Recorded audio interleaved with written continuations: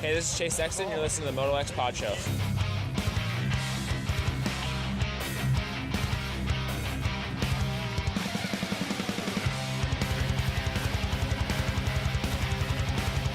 What's up, you guys? Jeremy McGrath here. You are listening to MotoXpod show.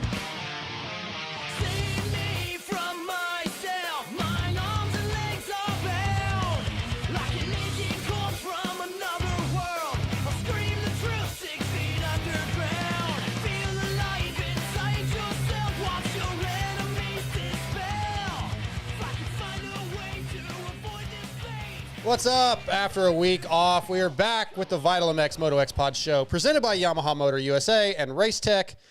Man, it's been a busy couple of weeks with Glendale Supercross, the Yamaha Off-Road Intro, and the first round of the GNCC series starting. So we've got a lot to talk about. Also, we've got a killer guest lineup with GNCC vet Thad Duvall, who joins Stu Baylor's Rocky Mountain ATV MC Red Bear Kawasaki team. Phoenix Honda's Dylan Ferrandis is going to join us, and then Star Yamaha Racing's Alex Peanut Campbell, who wrenches for Cooper Webb. He's going to be on the phone towards the end of the show. First up, though, back in studio, working the cameras, YouTube chat, Scotty Thompson. What's up, Scotty? What's going on, man? How was riding this weekend? I wouldn't know. I didn't get to. I'm not as cool as you are. I don't get to hang out with. I don't get to hang out with. That wasn't this last weekend. That was the weekend before. I was just joking because his bike's still blowing up. I forgot he got to race that arena. He got to race. We need to get into that in a minute. Yeah. We'll get into that. Also in studio, you hear his voice. The old producer guy just shows up every once in a while when he feels like it, kind of willy-nilly. TJ Smith. I'm like a hero for fun. Hero for fun? Never mind. It's Explain. A reference to One Punch Man. So what, huh? A reference to One Punch Man. One Punch Man? Yes, it's Tyler Evans? It's one of the greatest cartoons ever. Nice drop. Anyways. All right. Yeah, I forgot about that pool. That was a deep pool right there, Tyler. Yeah, I'm telling you. I just thought you meant. I remember that he was the villain in that Supercross movie that they did. Supercross the movie, yeah. The Supercross the movie, yeah. Yeah. Yeah, it was fun. It was funny. Well, don't forget, if you guys are listening, you're following the show, Vital MX Fantasy has a MotoXpod League, so join. Play the game with us if you're playing. This week we had the winner for Glendale was FTE_Moto on Vital. So, yeah, he wins. I believe it's a free month of troll training. I have to double check that, but lots of cool gifts. So, yeah, play the game. It's a lot of fun. I got a question about that. Let's do it. Because I'm on like a fantasy motocross recovery program. And is this like AA? Yeah, it's kind of like a 12-step program, a 12-month program. It's a one-step. I just quit. It's a 12-month program. I want to stay off of it for 12 months. All right. One step, 12 months. Yeah, exactly. The question was, like, does this league make you hate the riders like some of the other ones? Not yet. You get what I'm saying? The other ones don't make me hate the riders because I know I suck. Well, it's not even that. It's a game of freaking luck. Okay. Is this one as much luck? It sounds like it's more skill. There's some more skill and strategy to it. That's what I like. Or cheating, because it seems like ML is always at the top, and he's like helped create it. So it's like Mark's winning. I definitely, if Mark's was at the top 2 or 3 every week, we'd know there's something fishy going on. So I don't really trust Michael Lindsay on this one. Well, we don't trust Michael Lindsay, period, right? Fair enough. Okay. Fair. Yep. Join the league. You can win some prizes. MotoXpod show, though, is presented by Racetech, and for nearly 40 years, Racetech has been supplying the motorcycle industry with high-quality suspension components made right here in the USA. From modern to vintage, Racetech is your go-to source for suspension performance. Hit up racetech.com, find your local service center, go by, have them service your suspension, change your oils, change your fluids. Maybe your spring rate needs to be changed. Let those guys do it for you. Introduce yourself to the local techs. They're probably at your local tracks. Become buddies with them. So when you're at the track, you might be able to say, yo, Racetech suspension guy, I need some help. And they'll probably come help you because Racetech rules. Yeah, TJ, what do you think? You're looking like you're thinking, or you're reading freaking YouTube chat? I'm doing my job, bro. Yeah. Let's, I just work here, man. Is that your job? Yep. All right, let's do a little recap on Glendale, just some highlights, because we did not do a show last week. And we haven't had a race this week. Ken Roczen wins another race. Won last year in Indy. Now wins in Glendale. Happy for the guy. Thoughts on Kenny's win? Can he get another one this year? Oh, yeah. There's a few That's it. That's all we got? No, you asked a question. We gave quick and concise answers. Well, which I've gotten in trouble for not doing. So I mean, well, you see, what I think about whenever he won this race is that there is a better than zero chance of him winning another one. Is that better? That is a little bit better. Okay. That's a little bit. He rode really good though. He was killing. I think he won his heat race if I'm not mistaken. So just on point. I think he's having to me, he's riding. I think I said it in Glendale to him in the press conference. I feel like this is the best you've rode. You can't really look at the results. Like the riding he's done this season is some of the best we've seen. And maybe we talked about this. The way I would say it is that this is the first time that the result matched his skill and how well he's been riding this season. Yeah. I'm going to say the best compliment we can give Kenny is to say, yeah, of course he won. Yeah. You get Why? Because it's like it's not shocking. It would be like, okay, if right now if Christian Craig came out and won a race, ouch. But no, I'm not saying anything bad about Christian. He hasn't been riding. Christian Craig has in the past shown the type of speed it would take to win, but he hasn't this year. For us to say, oh yeah, Kenny won, it's like it was expected. That is the best compliment you can give somebody. I know it's been 2 weeks, but did anything stand out? Anything that was positive that stood out that you were surprised by, or anything you're concerned with? Because obviously Sexton hurt his hand. We heard that, but his results were a little worrying. Jet's got the red plate. Yeah, and then Eli was a big topic of discussion going in because we're like, he has to do well. He needs to win. He got fourth, which in one race, like fourth doesn't sound that bad. But considering all the hype, he always does really well at Glendale. And then in this heat race, I think he was third. Is there any worries about Eli Tomac for either one of you? I guess it's what did you think his ceiling was? Like that would cause your worry. No, I'm just saying, did y'all come in thinking that Eli was going to be like fighting tooth and nail for the championship? Yes. Then you're worried. Yeah. But if you came in going, I still don't think you have to. I mean, you obviously you know it's not like the most ideal situation ever, but I mean he's only 17 points back. Let me pull up. I actually have it. Is this current? No, it's not. I'm not meant to tell you that. He's in 17 points back in 7th place, which that's actually an interesting topic I want to get to in just a second is the points, but go ahead. Okay, well that's not that. I mean, he's been there before and still been in the title fight. I was talking to this actually with one of my friends.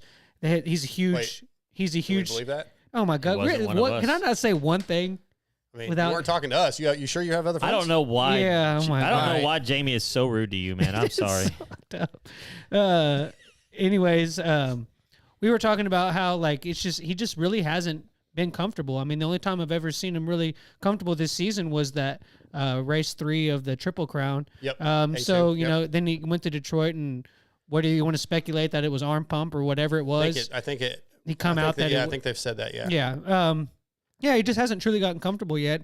I mean, if he does, and he's only 17 points back, and he hasn't been comfortable, and let's say maybe this race, and then it goes to Daytona, and maybe something happens to one of the guys in front of him. They have like a bad race or outside the top 10. Boom, he's back in it, and then history has shown that he can be in the title fight. So I'm not panicking on if I was one of those people that's saying yes, he's going to be fighting tooth and nail for the title. I wouldn't be fully panicked yet. No. Can you see a scenario this year, realistically, where Eli comes out, wins 2 or 3 in a row? Yeah. I think he could do it right now. Yeah. TJ?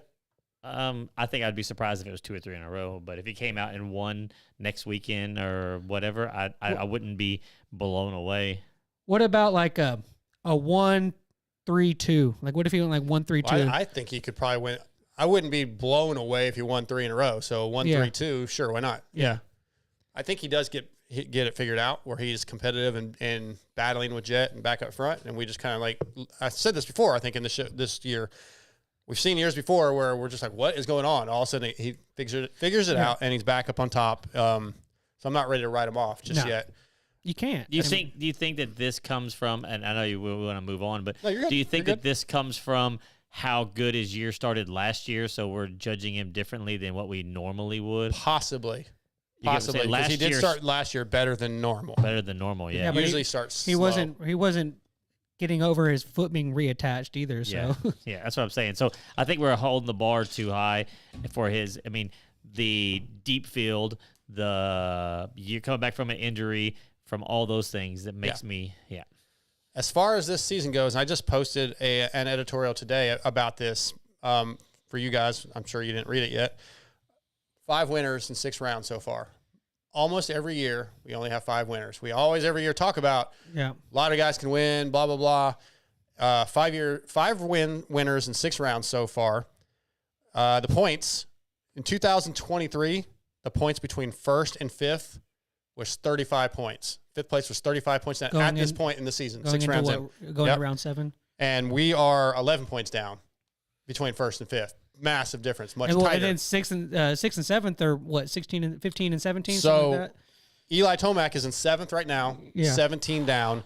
Last year, Barsha was in 7th at this time and 42 points down. That's crazy. So it's just it's so much tighter this year that these bad rides from one guy don't mean much to me anyway, because it seems like everybody's kind of having off weekends. We had the 2 rain races or mud races that did obviously contribute to this. But right now, at this point in the season, I'm not really worried about any of them just yet. If you told any of those guys, any guys, even Eli in 7th, any guys that are in the top 5 right now, if you said, hey, there's going to be 2 mudders that are going to be complete chaos, and everybody that's in this deep field that we've had is the most competitive version of that deep field that we've seen in the last few years, and then you say that there's going to be 5 different winners and you're only 10 points out, every one of those guys would take that. Yeah. Before we continue, I should have done this at the beginning of the show. Obviously, it's Tuesday night. Show's Tuesday night. It will be Tuesday night from now on. If you're listening to this, until we change it. well, yeah. If you guys are listening to this audio, not on reason, YouTube Live or whatever, show's going to be live Tuesday nights I like it. 2-wheel Tuesday for the foreseeable future. Hey, I like that. Another I've point. heard that before. Another Yeah, I know. It's crazy. points thing that I made notes of is the points difference between 3rd and 4th currently is only 1 point. Yeah. Last year at this time, it was 21 points. A massive step down from 3rd to 4th and down in years past, last year and other years. This is one of the tightest years we've ever had. I think it's deep No. field. Yeah. Well, deep field and lack of injuries. Well, yeah. I mean, AC is really the only one that's had any real injury, missed any races. That's true. That's one thing I was thinking of is it's kind of we've had 5 different winners, and just about every single one of the, I mean, Cooper was the most consistent guy in the Triple Crown, but the other 4 they clearly went out and they gapped second place 3 to 5 seconds, somewhere around there, and they got the good start and kind of rode away. We've seen 5 different guys do that. Like, is there any other recipe to get a win? I mean, can you? Yeah, we'll have some battles. Because it seems like the way the speed's been is that the guy that can get clean track first, there's multiple guys that can gap the field while other people are battling. Yeah, there has only been 2 passes for the lead this entire season. And one was when Roxon went down and played Roxon AP? went down in AP1. Yeah. And then race 2 of the Triple Crown, Jason Anderson passed Cooper Webb. I believe. Webb, yeah. And that's it. That was first lap.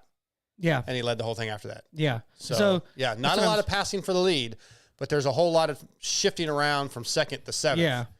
Yeah. So, very interesting. yeah. Anything else with Glendale or the season so far? We got will Jet lose the red plate? Coast. I'm going to say no. I think he holds it the rest I of think the he season. podiums this 6 weekend. points is the largest point gap No. of the I'm talking year. about for the rest of the season. Oh, does he lose it for the season? I mean, I'm going to say yeah because I don't want it to be over. I think he holds on to it for the rest of He the year. might. He could, but I'm going to hope I think it's kind that we of have some. if you were going to say at mix-ups. this, going into round 7, that there was a 6-point gap, Gross. a 6-point gap. Would you like the scariest person to have that 6-point gap would probably be Jet? Yeah. Yeah, I'd agree with that. I think he holds on to it. Yeah. Okay. How many, before we move to the next topic, how many winners do we end up with at the end of the Supercross season? We're already at 5. I'm going to say 7. Eli's probably going to get Eli one. gets one? And Anderson hasn't gotten one That's yet. who I got, yeah. Yeah. Yeah. Anderson's been really fast this year. Mm-hmm. I could see no one else winning. that what you're gonna go with? Yeah. Okay. So no more. I say think 5. 7. I'm gonna say. Man, I'm just gonna it's be. hard to I'm just count gonna out make it Duvall. fun. I'm just gonna make it fun and say 8 and say that someone random will get one.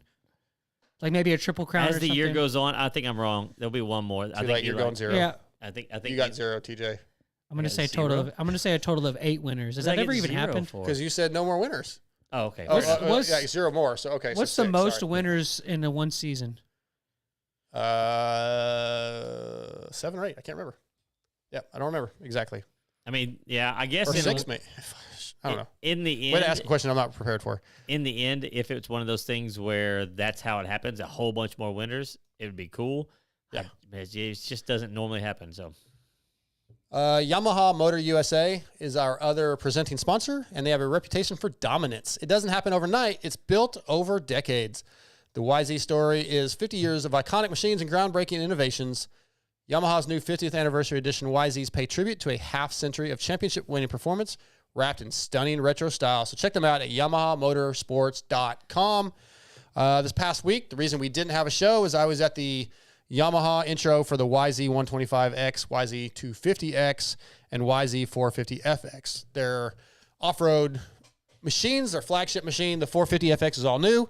Look for information on that to drop tomorrow at VitalMX.com. A lot of fun stuff, though, guys. I got to go hang out with Ryan Villapoto, Damon Bradshaw, Randy Hawkins for a week, ride these bikes. I did something like almost 90 miles in 3 days of riding, over 8 hours of riding in 3 days. That includes the race at the GNCC this last weekend at Big Buck. A lot of cool stuff. It's living the dream, man. Living the dream, putting in the work. I mean, it was not all fun and games. There was some work. Just take the compliment. Yeah, thanks, man. But it was cool. I got to hang out with Weege and Mitch Kendra from Racer X. Josh Moseman from MXA was there. Ryan Nitzen from Cycle News. Ron Lawson from Dirt Bike. Matt Rice from Racer X. Tyler Shepardson from On the Pipe. He does the GNCC podcast. He's kind of reached out to us through social media in the past. He was really cool. A lot of other guys were there. Just a ton. Mike Ulrich, obviously, from Yamaha, our contact. Super amount of fun. Randy Hawkins' facility, where Ampro trains, is where we rode at Thursday and Friday. We went to his race shop Wednesday, which has all the old NASCAR stuff, and he's got like stock cars, lower level than NASCAR, but he's got a bunch of stock cars there that they do rentals on, and just kind of did the intro on the bike, and then we went and rode. does he have like a road course at his house? No, Oh. but there's a track nearby there in Greenville. I think it's in Gotcha. Greenville that they go race and they can test or whatever. That's cool. But his training facility has like a moto off-road type of track, and then an enduro GNCC track, and then there's this like open woods where they have trails. And we went on a ride on Friday that was one of the best experiences I've ever had in my life. Ever. Yeah, What Like did? up there with the grandkids being What born. did? What was your? I'd say right below it. Okay.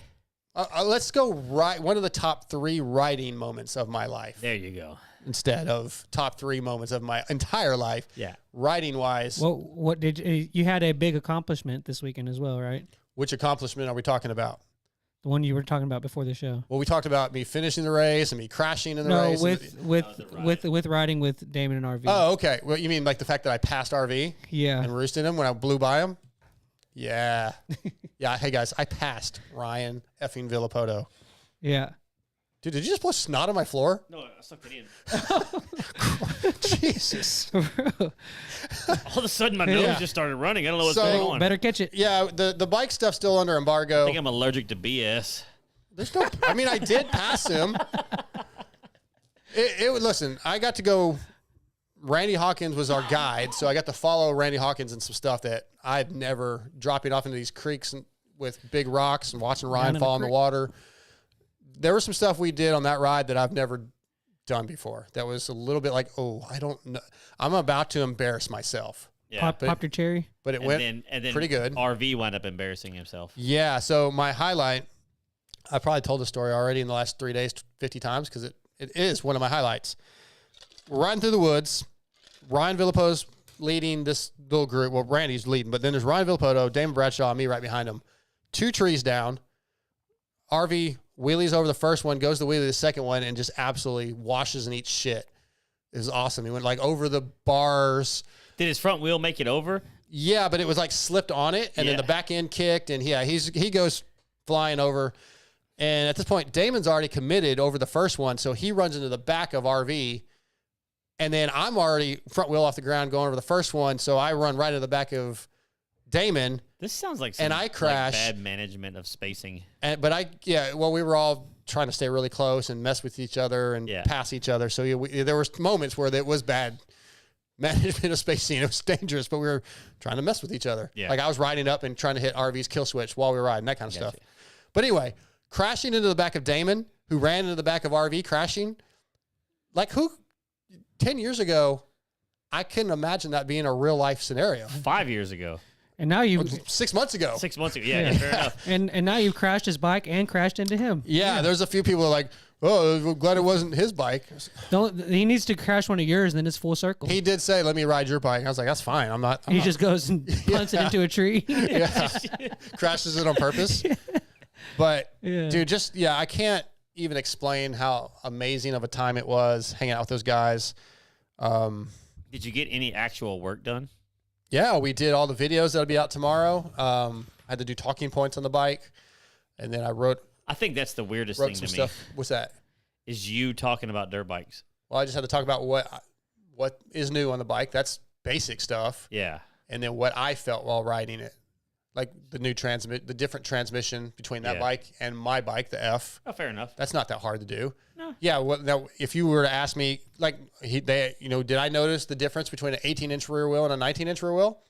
Not really. Really? Now, if I rode them back to back, maybe I would have. Oh, I can tell a huge on difference. The same track. Traction is so well. I guess maybe yeah. But where we rode at Randy's place, it had been raining all week, so there were some really, really muddy sections and then some dry sections. So it was like at times I had traction, other times I didn't. You didn't notice like more waller from the rear end? No, but I just had to admit that. Like I don't. Which is smart. Yeah, I didn't notice the difference. I wasn't going to just say I did. And its suspension tuning is completely different. Yeah, it's much softer. One of the things, like I don't know what I'm supposed to say. Yeah, you can't say anything yet. Well, okay, don't get 450 versus on an off-road bike. I'd never rode a 450 on an off-road bike. Gotcha. I expected it to be way too much horsepower. But because of the ECU tuning and the things, it wasn't. Gotcha. It was actually manageable, and I was very surprised by that. So that's all we'll really get into. We only got like 8 minutes before we got to get a hold of Thad, but I also raced my 4th ever GNCC, first time at Big Buck. On a 250? No, I rode the 450. 450. Yeah, that 450 FX. That place is amazing. It's probably my favorite so far of the off-road GNCC tracks I've been on. I think it was 12 or 13 miles through the woods, hard packed. Are you going to do any of the West Coast ones? There are no West Coast ones. What's GNCC. Ironman's the most west. Colorado? No. But I'm saying, what's the West Coast racing? Works. No, Works right here. You going to do any of that? I did tell ML I want to do one. I like to do Havasu. Yeah. But we haven't really set that up yet. Yeah, but that's in the plans, possibly. Yeah, I hope. I mean, he asked me what events I want to do, and I gave him a list. But the GNCC... Is it not? I'm real close to being like, I'm a off-road guy now, not a motor. Like it's just so much fun, and the crowd. There's thousands and thousands of people. I think there had 2,000 entries. If I'm not, almost 2,000 entries. Yeah, that's crazy. And I don't know. There had to be 1,000 on the course at the same time. Yeah, that's crazy. It's nuts. How much different does it like? You say you like you ride a lap and then you get the hang of it and like you're starting like okay I know, and then you come back is it completely different every lap?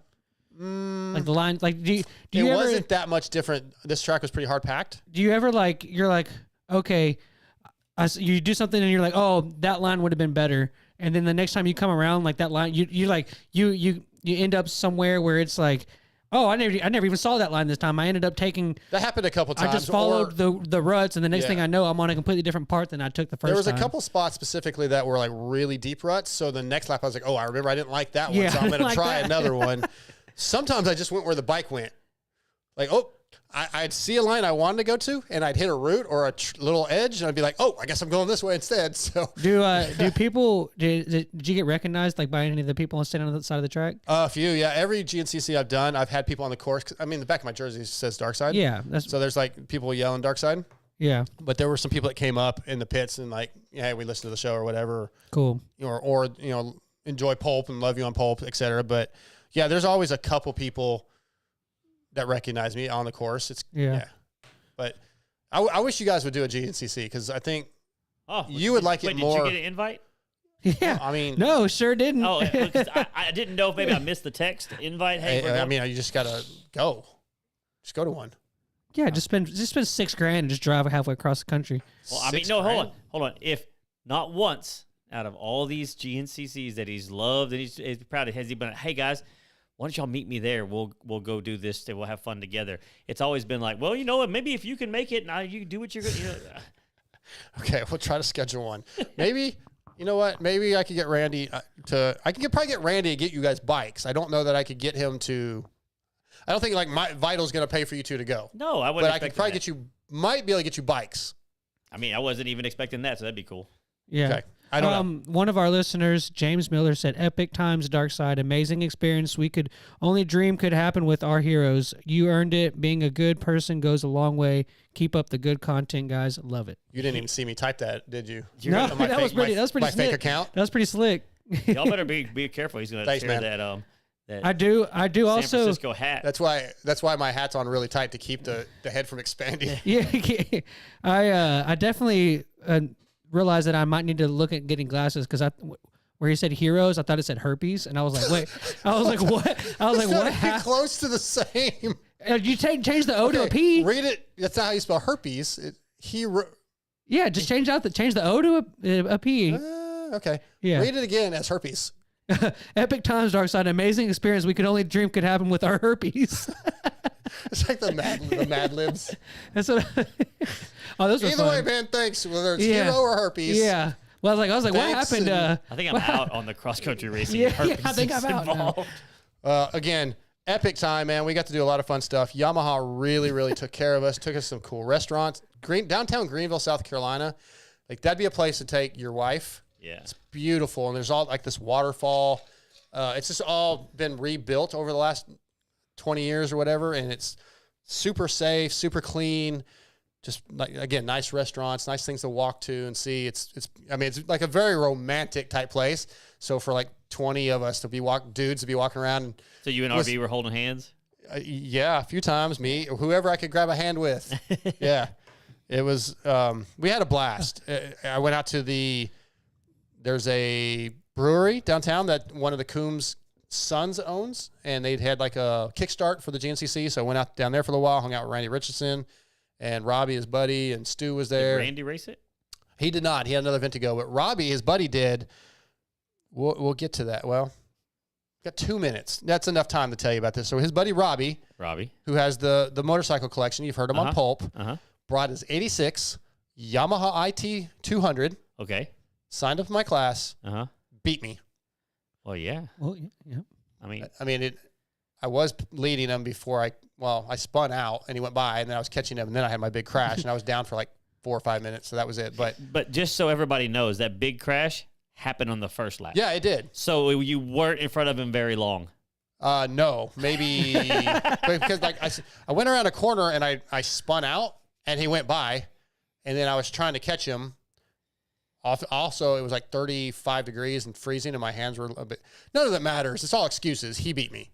Yeah. But I did eat shit, and it was tough to finish, but I finished.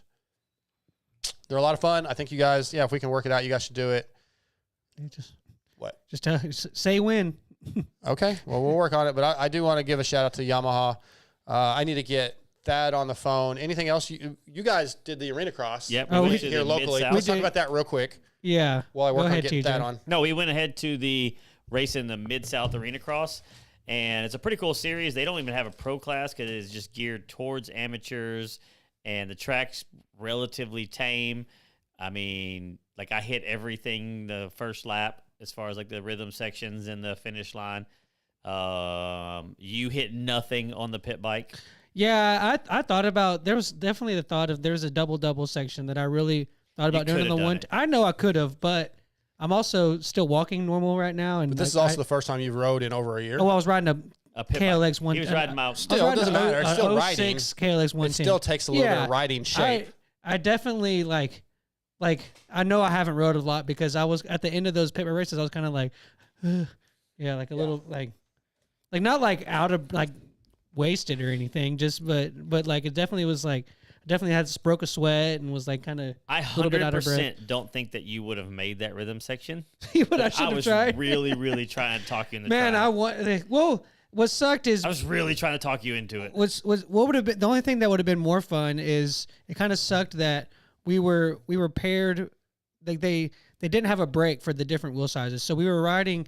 Like the guy who won was on like one of those KLX 140s with like Showa shocks and stuff on it, like doing almost. I think he was almost doing the finish line. Yeah, yeah, and like so it wasn't really a fair. So, but I had fun battling with the other 110s. Yeah.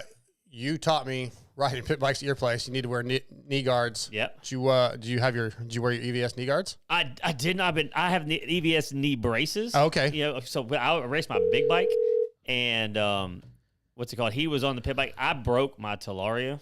Yeah, he tried to do the double and the double. Well, okay, I hit the tabletop, and then I was like, I cleared the tabletop real good, and then the double, I was like, I wonder if I should kind of try this, and I just didn't commit. Yeah, and I cased it so hard that I bent my axle and sprocket.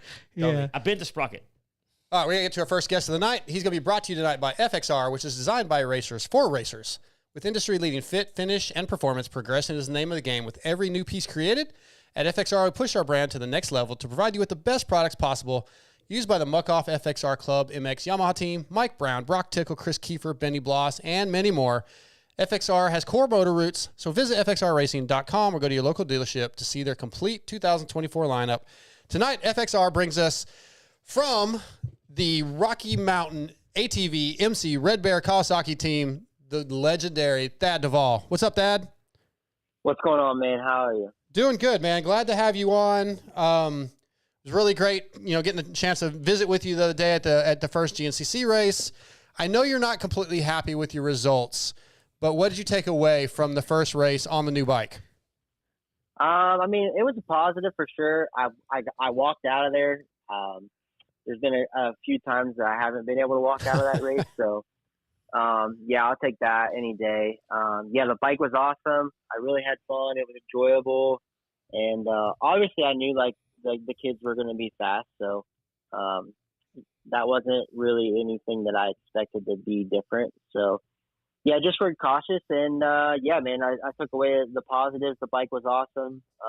The whole atmosphere with the team was awesome all weekend.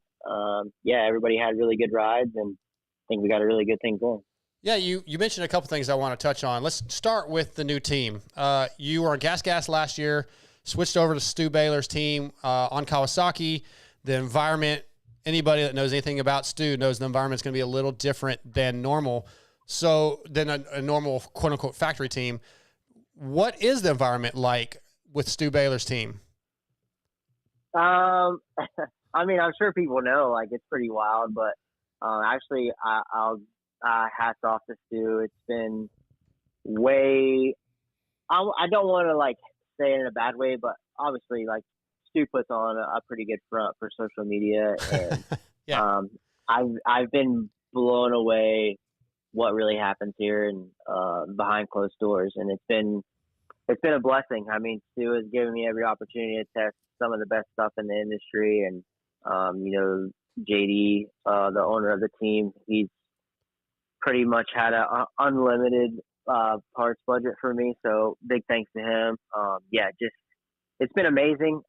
Obviously, Stu is Stu, and Stu's gonna stew, but it's fun to be around that. Just being around, I guess, the whole corporate side for so many years, and I mean, it wasn't a bad thing, but you have to watch what you say or how you act or what you do. And yeah, it's been kind of a freedom with Stu, and he's really big on the whole social media thing, and I agree with that whole side of it. I mean, a lot of the sponsors want that, and it's cool to be involved with Stu. I know we've been friends for so many years, and yeah, it's been cool because we can both ask each other questions, or I can see how he's riding, you can see how I'm riding, and yeah, it's been it's been awesome with Stu. It's been enjoyable, man. I've been having a lot of fun. Yeah, if we see that, I guess you say the characters kind of more and more, even when you had someone like Aaron Plessinger in the pro motocross, where KTM said, we want you to do that because there's more to racing and being a top level guy now than just results, because you're out there selling product. Yeah, and I think that's where Stu has always been really good. And it's cool that I've come aboard and I can see that and I can help do that for our sponsors and bring sponsors to the table. And I feel like our names together has brought a few things together for us even better. So yeah, it's been pretty cool working with Stu, and it's been wild for sure. It's been crazy.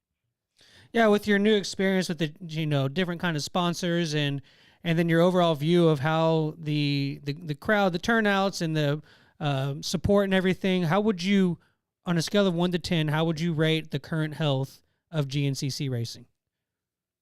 A 10. It is Nice. booming right now. It's Good. crazy. It's just, I mean, they're like, just to see so many people involved in the sport, and I feel like the GNCCs and off-road racing is a little bit more family oriented than, I guess, motocross and supercross. There's more interaction with us in the pits, and our pits are open all the time. And even now, it's like there was a time, like me growing up, I come to the pro ranks, and there was always like fast kids coming up through the ranks. And now it's like it kind of fizzled out a little bit, but now being involved again, it's like, man, there's some super fast kids, and it's cool to see that again, I guess. And then yeah, it's just off-road racing is crazy right now, and I feel like that's what's selling maybe the bikes a little bit more. Mm-hmm. And then I know Stu is good at selling bikes too, so it's crazy. I feel like I don't know how off-road racing can get any bigger than it is, but it's happening, and it's booming right now for sure.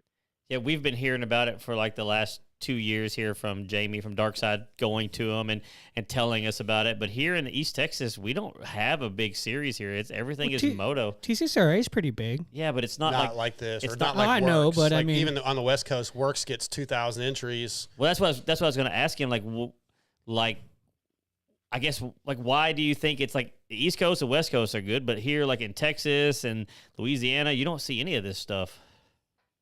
I think it's more of just how the series is kind of based, more like the Works is West Coast and the GNCCs is East Coast. And I know GNCCs has ventured to Texas before, and I just don't think the numbers were there. Right. I don't know. It's just weird because you have like your diehard Southeastern guys from Georgia and South Carolina that race the first couple of GNCCs.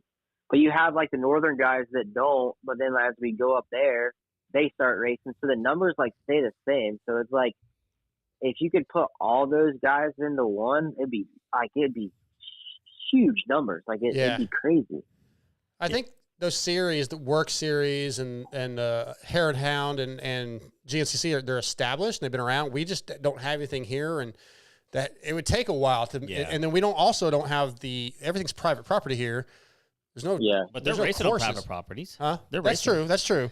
But we had a series here, Thad, that was called Torn, Yeah. and it was a shorter cross country race. It wasn't like a big pro thing. They would go to places that had a dirt bike track, and they would do like a lap on the track and then a couple of miles through the woods, and it was kind of a smaller version, kind of for like a family oriented deal, and it shut down this year.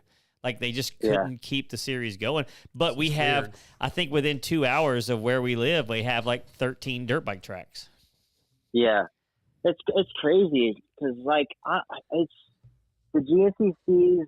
Like a lot of people complain about how we run the same tracks over and over again every year, but it comes down to like those places are only places that are established enough with parking, and I feel like that's the problem GNCCs run into anymore. They're trying to find more properties because I feel like the properties now are big enough to hold it. Yeah, they're packed, and it's crazy. Like just riding my bicycle around at Big Block around the parking lot. There was like no place to park.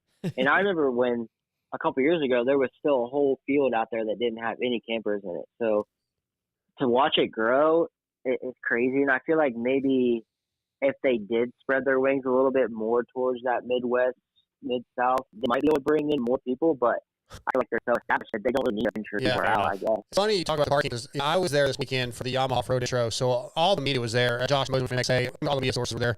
And some of the guys had never been to one. There was like, oh my God, it's just mayhem. And these pictures, kids and people everywhere. I was telling you before we got there, so you're going to be blown away. It's just incredible to see. And as TJ said, I'm doing this weekend was my 4th GNCC. My first one was 22 at Ironman, or 25 at Ironman. So it's all new to me. Yeah, 22 at Ironman. It's all new to me, but I'm absolutely falling in love with off-road series and GNCC because of some things you mentioned, the family side of it, and just you're up on the hill, you crash, or people out there trying to help and cheering you on. It's so underrated, I think.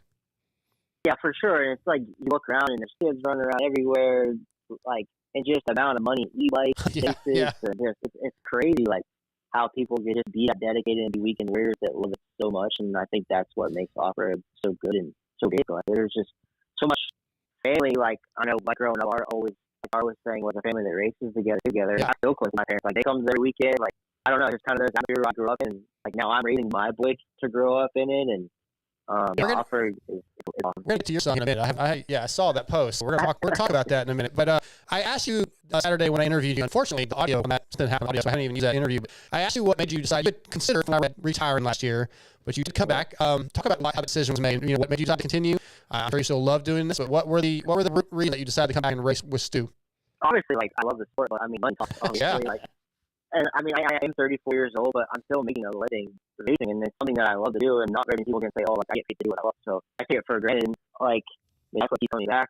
Like, don't get me wrong, like, money is everything, but if I can do what I love and support my family and raise my kid how my parents raised me, give him every opportunity I had, like, I'm gonna do it as long as I can. Like, obviously, like, I've had injuries. I broke my back last year, and the retirement was there. I was like, man, like, do I really want to keep doing this? And then, I started riding again in the fall, and I was like, man, I can't give up. Like, just get, like, I'm still having fun. I still feel good on my bike. I still feel competitive. Like, I like to do it again. And it was fun because there was that buckwheat you can see, and I had heard Stu was like going to Cali, and I was like, oh, you're the first rider. He's like, yeah, that's what I am. And I'm like, sign me up. Like, and I seen the Cali contingency this year and everything, and it's like all Stu, and it just kind of worked out where I can move back to XC2 with kids and still make a living and make really money. Well, you answered a couple of questions I had. I want to touch more on just you mentioned your back last year, and I was curious how much effect that on your decision, how much you weighed that, because that's serious. And you missed 6 races last year because of that, and that can be serious. Any back injury generally isn't ball you driver's life. It's not fun once you hurt your back. How much did it weigh? I mean, I'm sure you talked to your wife, Sarah. Yeah, obviously, like, breaking a back is pretty bad. I ended up breaking my T2, 3, 4, 5, 6, and 7 at the time, and then a couple years actually, I had my T8 too. So, like, a couple of doctors were like, we don't know how you're still walking. We like, you're lucky, and then like I thought kind of him like, if I'm not lucky, like maybe I should just step away now, like just do away with it. And like the scariest part with me was I actually had my boy with me. Me and him went to motor-track ride. I would say I took him ride with me, and me and him and a couple friends. My wife wasn't there, so he like got to experience that whole me laying there, driving me to the hospital. Like he was there all the time. And I was like, I would put him through that, and then he saw how miserable I was for the next couple of weeks. And I thought maybe I don't know if I'd put up do that again. I'd do it again. And then I kind of was scared it would kind of scare him to push away from the bike a little bit. But as the time I can get motivated and be more than 8 up with for some reason. So the retirement that weighed a lot. Like, man, I think I was laying in the hospital when I was my dad. Like the first time I was like, man, I think I'm done. Like, I don't want to do it anymore. But like I said, man, like I do it again. I'm so scared. Like, man, I love to ride, and I can't change that. I don't want to change that. I'm having fun doing what I love. Like, I don't want to do it. Of course, that all brought to you by XR. Side one. Yeah, with the you're talking about recovering and getting back to race shape. How close do you feel to winning capabilities? And like when you're on the line and you're like, okay, if I get up there and get a good start and right at the beginning, is this possible? How close are you to that? I feel like I'm back there. Like, good. I feel like at Big Buck I lined up. Obviously, I didn't perform how I went to.